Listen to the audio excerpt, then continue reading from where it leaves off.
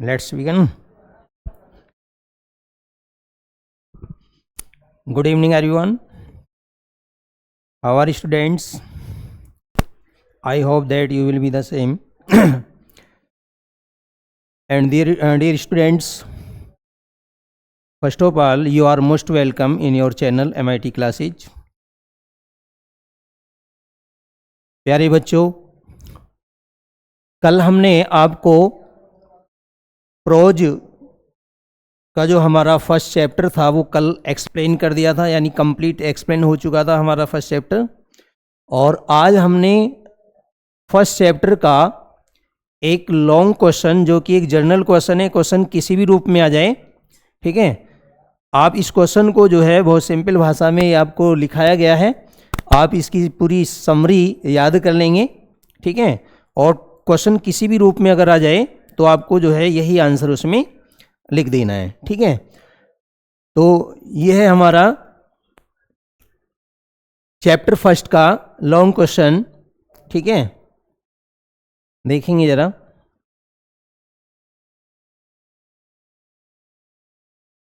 What is the theme of the story the last lesson, ठीक है। जो हमारा लास्ट लेसन है इसमें इसकी थीम क्या है, इस थीम में ही सारा सार आ जाएगा, ठीक है। This is the story of a French boy named Franz. जैसा कि आपको पता है कि इसमें जो नरेटर है वो फ्रांज नाम का एक स्टूडेंट है, जो कि बहुत ज़्यादा मतलब केयरलेस था, ठीक है। और वो जो है इस चैप्टर में अपनी पूरी कहानी बताता है कि किस प्रकार से उसने जो है अपनी मदर टंग को सीखने की कोशिश नहीं की और वो एक लापरवाह स्टूडेंट रहा, ठीक है। वो जो है अपनी मदर टंग को नहीं सीख पाया और जिस दिन लास्ट डे था उस दिन जो है इसे अपनी मदर टंग का इम्पोर्टेंस पता चलता है, क्योंकि जो एम हेमल टीचर थे जो कि उन्हें फ्रेंच सिखा रहे थे, ठीक है, फ्रांसीसी लैंग्वेज उनको सिखाते थे, उनके पास बर्लिन से ऑर्डर आ गया था, ठीक है, और अब उन्हें कोई फ्रेंच नहीं सिखाएगा। तो यहाँ पूरी कहानी जो है फ्रांज बताता है, बहुत सिंपल लैंग्वेज में बेटा आपको ये लिखाया गया है। This is the story of a French boy named Franz. यह जो कहानी है यह एक फ्रांज नामक एक स्टूडेंट कहानी है। He dislikes studying French and hates his teacher M Hamel. जो फ्रांज है वो फ्रेंच भाषा को सीखने से घृणा करता है, and hates his teacher M Hamel, और जो उनके फ्रेंच लैंग्वेज के टीचर थे एम हेमल, वह उनसे घृणा करता था, ठीक है। घृणा क्यों करता था? क्योंकि वो हमेशा स्ट्रिक्ट रहते थे और वो एक आयरन रूलर का, यानी जो रूलर होता है उसका प्रयोग करते थे। तो फ्रांज हमेशा जो है उनसे घृणा करता था, ठीक है। One morning he was in great dread of scolding as he did not learn the lesson on participles. बेटा दिखाई दे रहा आपको? नहीं, थोड़ा इसका फॉन्ट और बड़ा करें। चलिए थोड़ा सा बड़ा कर लेते हैं। अब ठीक दिख रहा होगा? Very good. देखिए, यानी जो फ्रांज है वह अपनी पढ़ाई लिखाई से घृणा करता है और जो उनके टीचर थे एम हेमल, जो उन्हें मदर टंग सिखा रहे थे, फ्रेंच लैंग्वेज सिखा रहे थे, वह उनसे घृणा करता है। One morning he was in great dread of scolding as he did not learn the lesson on participles. एक दिन क्या हुआ, जब उसको पार्टिसिपल्स सुनने के लिए दिए गए थे और फ्रांज ने पार्टिसिपल्स को लर्न नहीं किया, ना ही सीखा था, यानी कि फ्रांज पार्टिसिपल्स की ABCD भी नहीं जानता था, ठीक है। तो उसे बहुत ज़्यादा डर लग रहा था कि जब टीचर उनसे मतलब पार्टिसिपल्स पूछेंगे और पार्टिसिपल्स फ्रांज को याद नहीं थे, तो फ्रांज बहुत ज़्यादा डरा हुआ था। ठीक है, one morning he was in great dread. यहाँ जो बेटा ये ड्रेड है, इस ड्रेड का मतलब है डरा हुआ, भयभीत। ठीक है, जो इम्पोर्टेंट मीनिंग है आप उनको लिख लें। डिसलाइक तो आप जानते होंगे, घृणा करना, ठीक है, पसंद ना करना। और जो भी ऐसा टिपिकल मीनिंग आएगा उसको मैं अंडरलाइन कर देता हूँ। स्कोल्डिंग मीन्स होता है बेटा डांटना। ठीक है, scolding as he did not learn the lesson on participles. Participles ये ग्रामर में आपका एक चैप्टर भी है सिंथेसिस में। पार्टिसिपल्स क्या हैं, मैंने फर्स्ट लेक्चर में यानी दूसरे या तीसरे लेक्चर में पार्टिसिपल्स के बारे में भी आपको बताया था। यानी जो हमारा सिंथेसिस ऑफ सेंटेंसेस है उसमें फाइनाइट और नॉन फाइनाइट वर्ब आपको पता होनी चाहिए। तो जो हमारा पार्टिसिपल्स है ये नॉन फाइनाइट वर्ब है। कैसी वर्ब है ये? Non finite. ठीक है, तो पार्टिसिपल्स जो होते हैं ये ऐसी वर्ब हैं जो वर्ब और एडजेक्टिव दोनों का काम करते हैं। ये ग्रामर में और इसके बारे में अधिक सीखेंगे।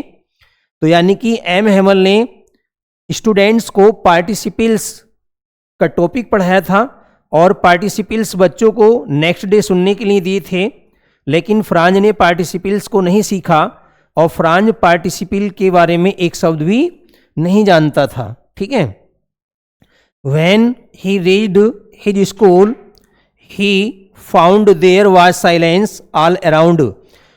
और क्या होता है जब फ्रांज स्कूल पहुंचा, his school, he found there was silence all around. तो फ्रांज क्या पाता है कि चारों तरफ जो है वो साइलेंस है, मतलब शांति छाई हुई है, जबकि यूजुअली वहां पर ऐसा नहीं होता था। ठीक है, क्योंकि जब स्कूल लगता था तो स्कूल में हमेशा शोर शराबा रहता था। ठीक है, और वो शोर बाहर सड़क पर सुना जा सकता था, लेकिन आज जो स्कूल का एटमॉस्फेयर था वो बिल्कुल अलग था। ठीक है, अलग कैसे था? क्योंकि आज वहाँ बिल्कुल सन्नाटा छाया हुआ था, चारों तरफ किसी प्रकार का कोई शोरगुल नहीं था। द स्टूडेंट्स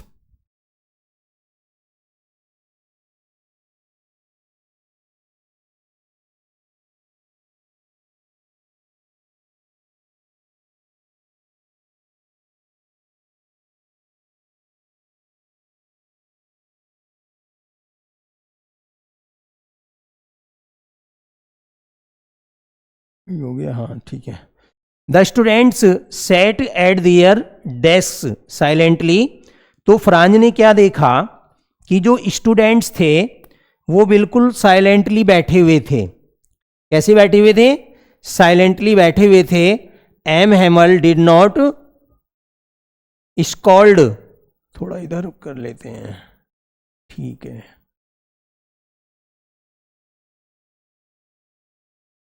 कट रहा इधर अभी,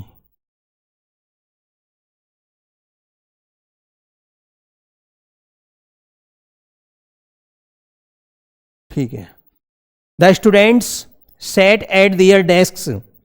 जो स्टूडेंट्स थे वो अपनी अपनी डेस्कों पर बैठे हुए थे साइलेंटली, बिल्कुल चुपचाप। M Hamel did not scold Franz. तो फ्रांज तो डरा हुआ था कि एम हेमल जो है उनको डांटेंगे क्योंकि वो लेट हो गया था। ठीक है, लेकिन उसने देखा कि जैसा वो सोच रहा था ऐसा कुछ भी नहीं हुआ। ठीक है, एम हेमल ने उसको डांटने की बजाय बल्कि पोलाइटली जो है उससे सीट पर जाकर मतलब सीट पर बैठने के लिए कहा। M Hamel did not scold Franz. M Hamel ने फ्रांज को नहीं डांटा फॉर कमिंग लेट, यानी जो वो लेट आया था। He was wearing his beautiful dress. और जैसे ही फ्रांज जो है वो क्लास में पहुंचा तो आज फ्रांज ने क्लास का दृश्य बिल्कुल अलग पाया।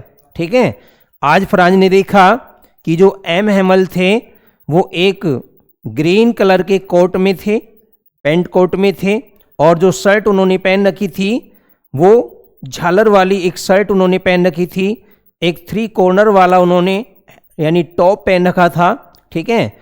और ऐसी यूनिफॉर्म वो जो है रेयर यानी रेयरली ही पहनते थे, या तो कभी कॉलेज में इंस्पेक्शन होता था तब वो इस प्रकार की यूनिफॉर्म पहनते थे, या फिर यदि कोई प्राइज डिस्ट्रीब्यूशन वाला कोई डे होता था तब वो इस प्रकार की यूनिफॉर्म पहनते थे।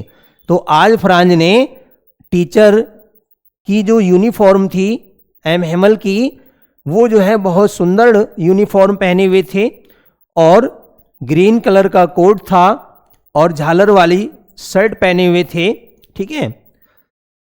ही never wore except on inspection and prize day, और इस प्रकार की यूनिफॉर्म वो केवल या तो इंस्पेक्शन होने पर पहनते थे, यानी जब भी कॉलेज में किसी प्रकार का निरीक्षण होता था या फिर कोई प्राइज डिस्ट्रीब्यूशन होता था तब वो इस प्रकार की यूनिफॉर्म पहनते थे। Some villagers were also present in the class, और आज फ्रांज ने देखा कि कुछ विलेजर्स भी आज क्लास में बैठे हुए थे, ठीक है।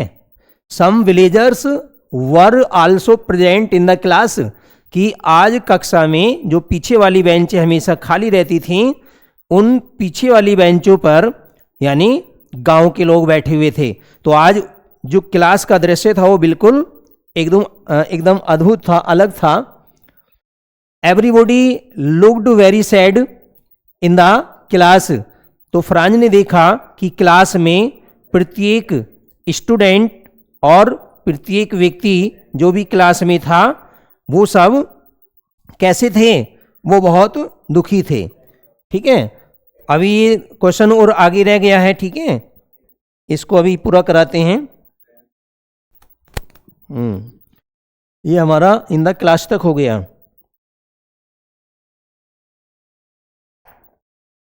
Everybody looked very sad in the class, then M Hamel told that, उसके बाद आगे देखेंगे बेटा, then M Hamel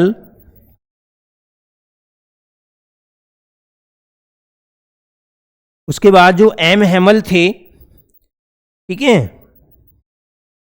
told that the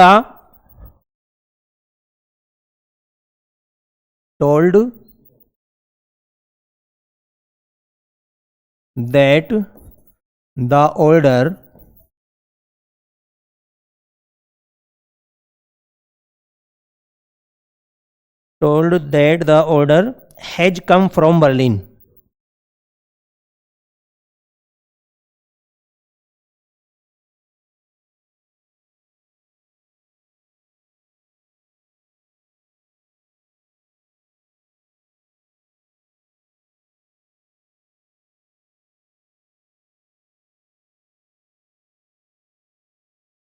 Berlin.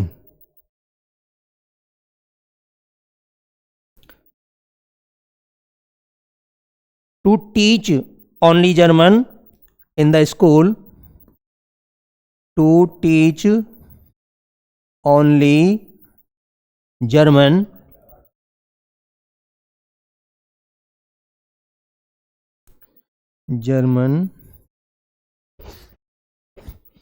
to teach only German in the school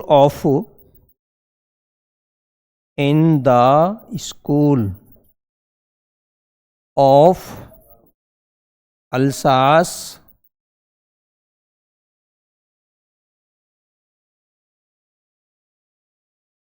Lorraine, ठीक है। अल्सास लोरेन। फ्रांच गॉट सॉक्ड,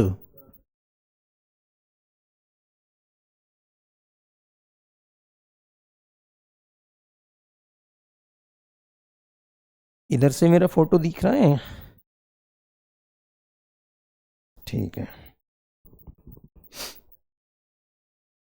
हैं cell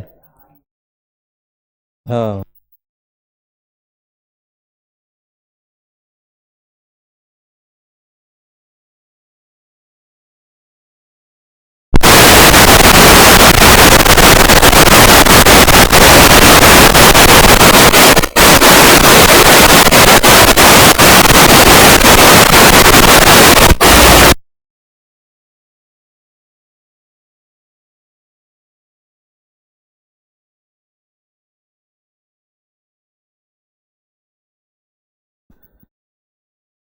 shocked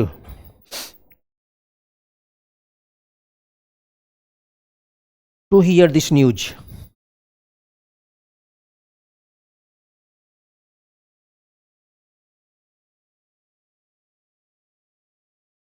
To hear this news. He felt sorry for not learning his lesson. He felt sorry for not learning his lessons. यानी कि वो जो अपने lessons नहीं सीख पाया था, इसके लिए उसे बहुत अधिक खेद था. He suddenly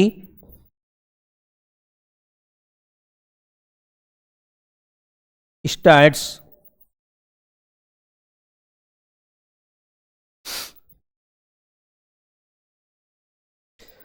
liking learning French. Starts liking learning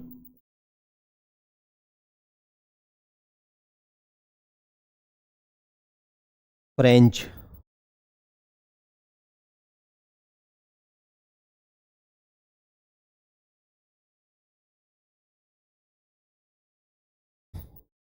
Liking learning French. He developed liking for his teacher. He developed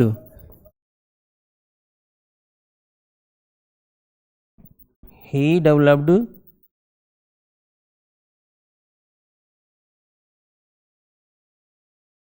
he develops liking for his teacher. He develops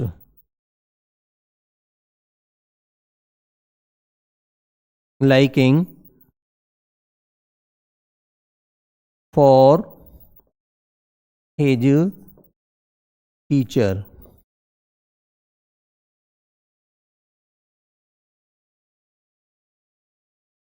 For his teacher. M. Hamel.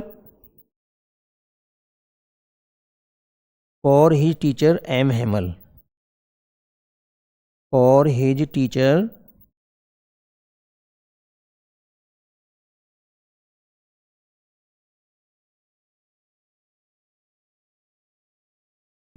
M. Hamel. ठीक है.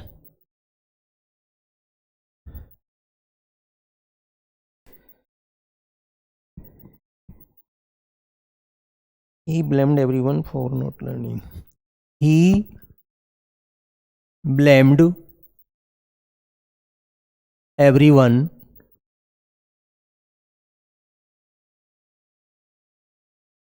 for not learning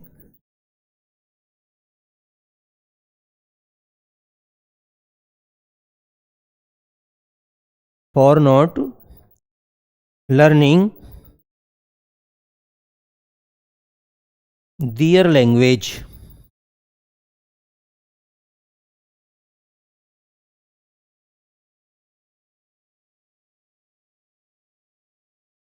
Their language.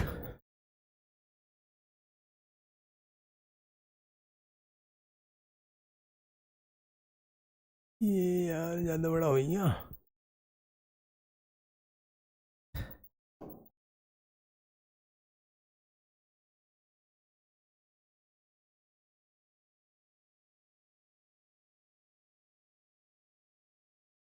Their language, including himself.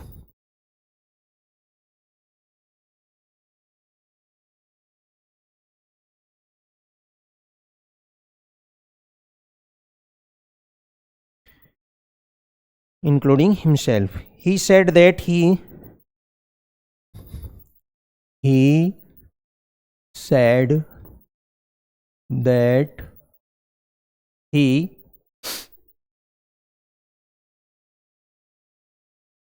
French language is the most logical. Said that the French language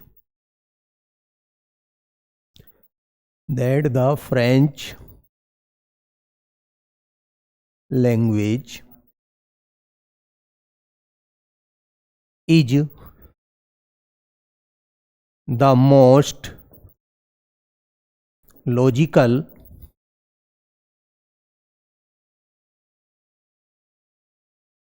and beautiful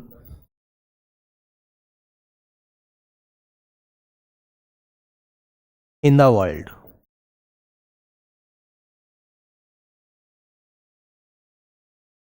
In the world. He asked his pupil.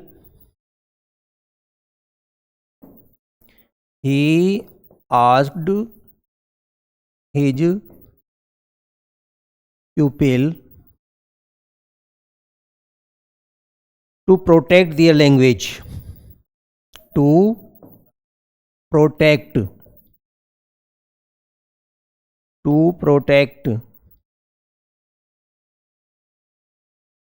their language.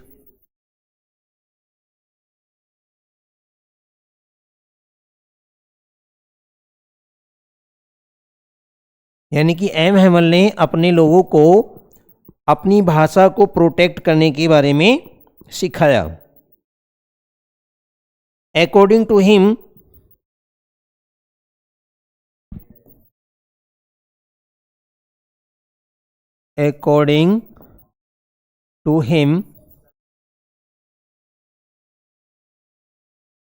language is the key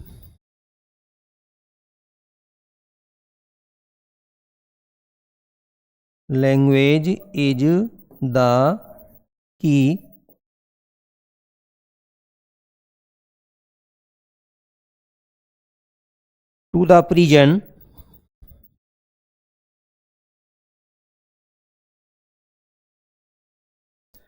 Yeah.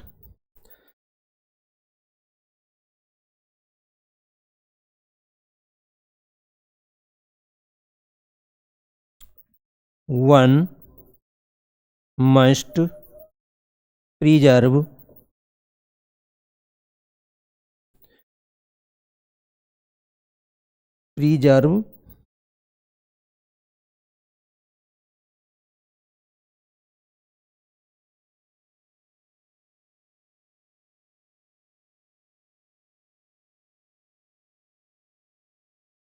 their mother tongue.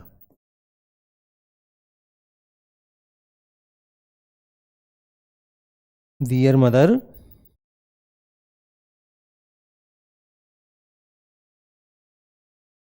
ठीक है. तो ये आपका बेटा अब long question पूरा हो गया. इसको एक बार में दोबारा आपको समझा देता हूँ, ठीक है, क्योंकि ये पहले पूरा नहीं हो पाया था. अब इसको आप देख लें जरा एक बार.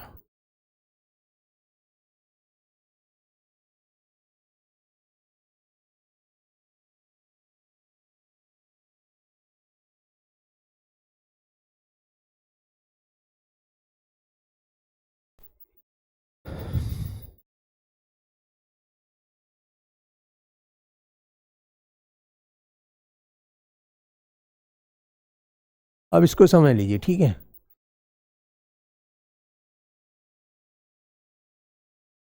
This is the story of a French boy named Franz. यानी फ्रेंच बॉय कौन था? फ्रांज था, ठीक है. तो ये जो कहानी है यह एक फ्रेंच बॉय यानी कि जो फ्रांसीसी बॉय था जिसका नाम था फ्रांज, उसकी ये कहानी है। He dislikes studying French and hates his teacher M Hamel. तो जो फ्रांज है वो डिसलाइक मीन्स घृणा करता है, स्टडिंग मीन्स पढ़ने से, फ्रेंच अपनी फ्रेंच भाषा को, एंड हेट्स और घृणा करता है, हिज टीचर एम हेमल अपने टीचर एम हेमल से। ठीक है। वन मॉर्निंग एक सुबह को he was in great dread of scolding. एक सुबह को क्या होता है, उसे जो है डांटने का डर लगा रहता है। ठीक है। As he did not learn the lesson on participles, क्योंकि फ्रांज ने पार्टिसिपल्स पर जो लेसन्स उसको दिए गए थे वो उसने लर्न नहीं किए थे। When he reached his school, और जैसे ही फ्रांज अपने स्कूल में पहुंचा, he found there was silence all around, तो उसने पाया कि यानी वहां चारों तरफ क्या था, शांति छाई हुई थी, सन्नाटा छाया हुआ था। The students sat at their desk, और जो स्टूडेंट्स थे वो अपनी अपनी डेस्कों पर बैठे हुए थे। कैसे बैठे हुए थे, साइलेंटली बैठे हुए थे। ठीक है। M Hamel did not scold Franz for coming late, क्योंकि जो फ्रांज था वो स्कूल लेट गया था, देर से गया था, इसके लिए जो एम हेमल टीचर थे उन्होंने उस दिन फ्रांज को लेट आने पर नहीं डांटा। ठीक है। He was wearing his beautiful dress, और जो एम हेमल थे, फ्रांज ने क्या पाया कि एम हेमल एक ब्यूटीफुल ड्रेस पहने हुए थे। कैसी ड्रेस पहने हुए थे, ब्यूटीफुल ड्रेस पहने हुए थे। विच ही नेवर वॉर एक्सेप्ट, ये वियर की सेकेंड फॉर्म है वॉर, एक्सेप्ट्स ऑन इंस्पेक्शन, ये मेन पॉइंट आपको याद रखने, इंस्पेक्शन और प्राइज डे। मतलब इस प्रकार की जो यूनिफॉर्म एम हेमल पहनते थे, या तो वो इंस्पेक्शन वाले दिन पहनते थे या फिर जिस दिन कोई प्राइज डिस्ट्रीब्यूशन होता था उस दिन पहनते थे, लेकिन आज वो इस प्रकार की यूनिफॉर्म पहने हुए थे। और यह सब देखकर जो फ्रांज था वो सरप्राइज था, शॉक्ड था। Some villagers were also present in the class, क्योंकि आज से पहले कभी भी फ्रांज ने मतलब गांव के लोगों को क्लास में बैठे हुए नहीं देखा, लेकिन आज फ्रांज ने कुछ अलग ही दृश्य देखा कि पीछे वाली जो बेंची थी क्लास में, जो हमेशा खाली पड़ी रहती थी, उन पीछे वाली बेंचों पर कुछ गांव के संभ्रांत लोग बैठे हुए थे। एवरीबॉडी लुक्ड वेरी सैड, और प्रत्येक व्यक्ति कैसा दिखाई देता था, बहुत दुखी था। इन द क्लास, कक्षा में, यानी क्लास में जो प्रत्येक व्यक्ति बैठे हुए थे वो सब के सब दुखी दिखाई पड़ते थे। Then M Hamel told that the order has come from Berlin, उसके बाद एम हेमल ने उन सभी लोगों को बताया कि बर्लिन से उनके पास ऑर्डर आ चुका है। बर्लिन क्या है बेटा, Berlin is the capital of Germany. ठीक है। तो जर्मनी से एम हेमल के पास ऑर्डर आ गया था to teach only German in the school of Alsace Lorraine, कि अब अल्सास लोरेन जहां पर एम हेमल टीचिंग कर रहे थे, अब वहां पर फ्रेंच नहीं सिखाई जाएगी, बल्कि अब कौन सी भाषा सिखाई जाएगी, अब वहां जर्मन सिखाई जाएगी। ठीक है। कहाँ, ये दोनों अल्सास लोरेन इंपोर्टेंट हैं, इनको जरूर आपको इसमें मेंशन करना है। ठीक है।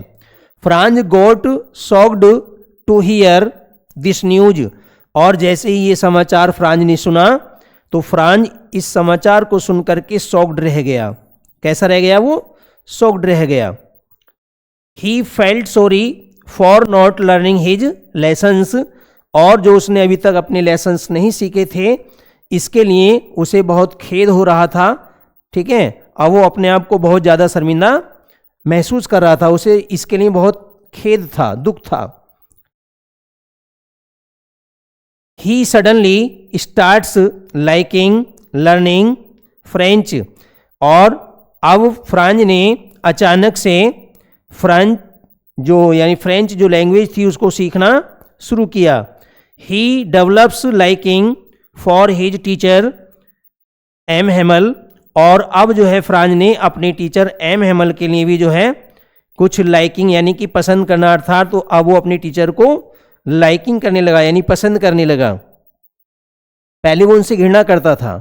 ठीक है, हाँ, अच्छा,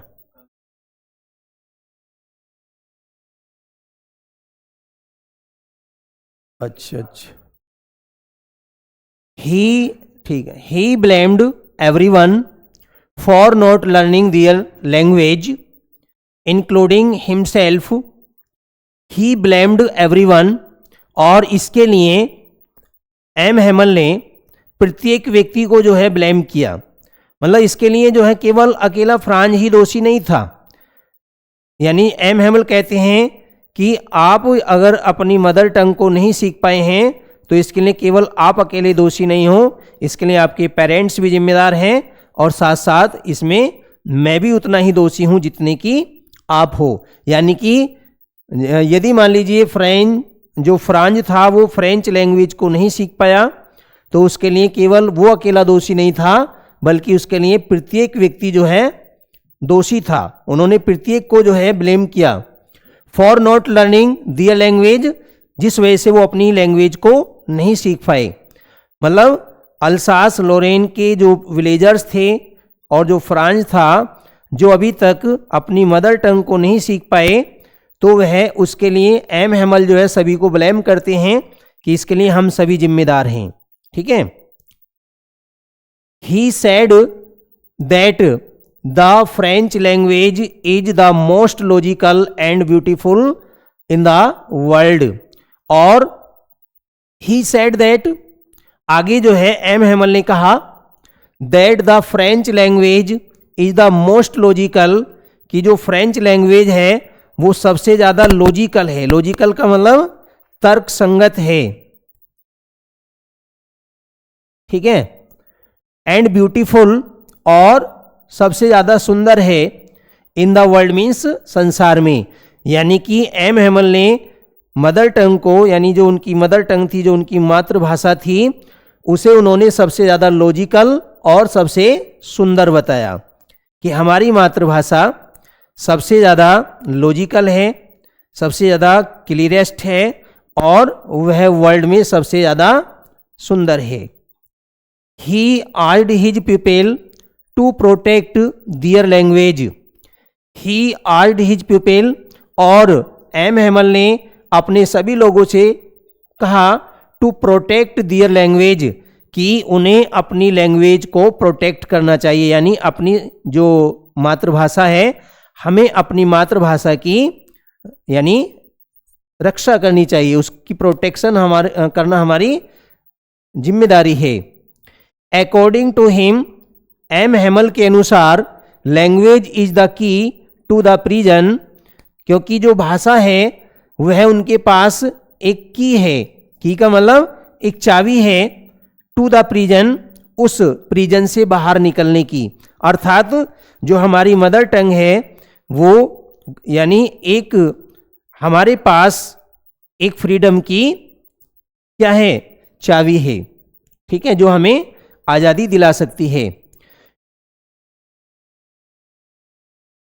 वन मस्ट प्रिजर्व दियर मदर टंग, और इसलिए हम सबको अपनी जो मदर टंग है, जो हमारी मातृभाषा है, हम सबको अपनी मातृभाषा क्या करनी चाहिए, हमें सबको अपनी मातृभाषा को प्रिजर्व यानी सुरक्षित रखना चाहिए। ठीक है, तो इस प्रकार से ये मैंने आपको ये जर्नल क्वेश्चन जो इस लेसन से किसी भी रूप में अगर आपको क्वेश्चन आ जाए तो ये इतनी सिंपल लैंग्वेज में है कि आप इसको आसानी से याद कर सकते हैं। और क्वेश्चन किसी भी तरह से घुमा फिरा कर अगर आए तो आप जो है इस आंसर को लिख देंगे। आपको मतलब 100 में 100, अर्थात जितने नंबर का आपका लॉन्ग क्वेश्चन आएगा 7 मार्क्स का आता है तो 7 में 7 मार्क्स जो है आपको मिलेंगे। ठीक है। तो इस तरह से आप इस लॉन्ग क्वेश्चन को तैयार करेंगे और अब इसमें कुछ शॉर्ट आंसर टाइप क्वेश्चंस आपको और कराने हैं जो हम कल कराएंगे, ठीक है।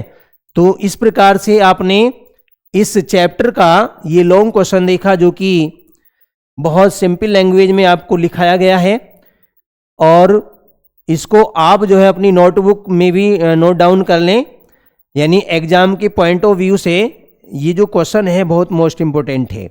जैसा कि बेटा आपको पता है कि इस चैप्टर में जो हमारा मेन कैरेक्टर है एक फ्रांज है, यानी Franz is the narrator of the story and he is a student of M Hamel in a school, और दूसरा है इसमें एम हेमल यानी he is the teacher of French language and he has true patriotic feelings towards his country, ठीक है।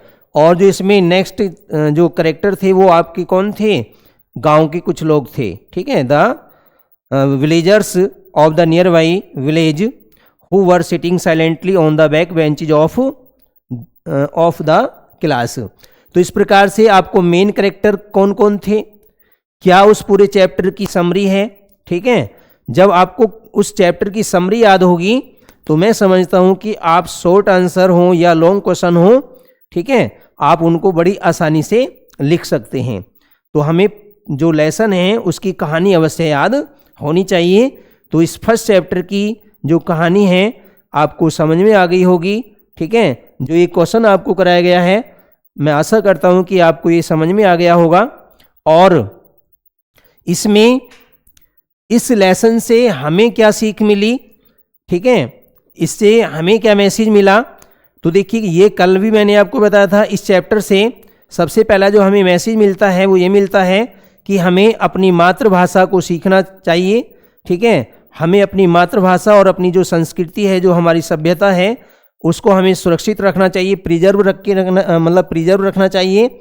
और दूसरा जो हमें इस चैप्टर से मैसेज मिलता है वो ये मिलता है कि जो एक वार होता है, युद्ध होता है, उस युद्ध का कॉमन पीपल पर क्या असर पड़ता है, ये चीज़ें हमने इस लेसन से सीखी हैं, ठीक है। आशा करता हूँ कि आपको ये सारी चीज़ें समझ में आ गई होंगी और शॉर्ट क्वेश्चन बेटा आपको कल कराए जाएंगे। आज के लिए इतना ही, समय भी हमारा हो चुका है, बाकी इससे आगे आपको कल कराएंगे।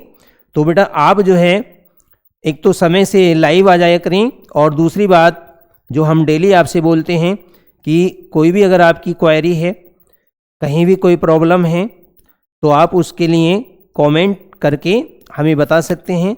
आपके कमेंट जैसे ही हम तक पहुंचेंगे हमारी पूरी टीम आपकी हर समस्या को सॉल्व करने के लिए यहाँ पर बैठी हुई है, तैयार है, प्रतिबद्ध है, ठीक है। तो इसी तरह से आप यानी प्रतिदिन फुल कंसंट्रेशन के साथ और खा पी करके बैठें ताकि जो है आप सही से सीख पाएँ। Thank you and have a nice day.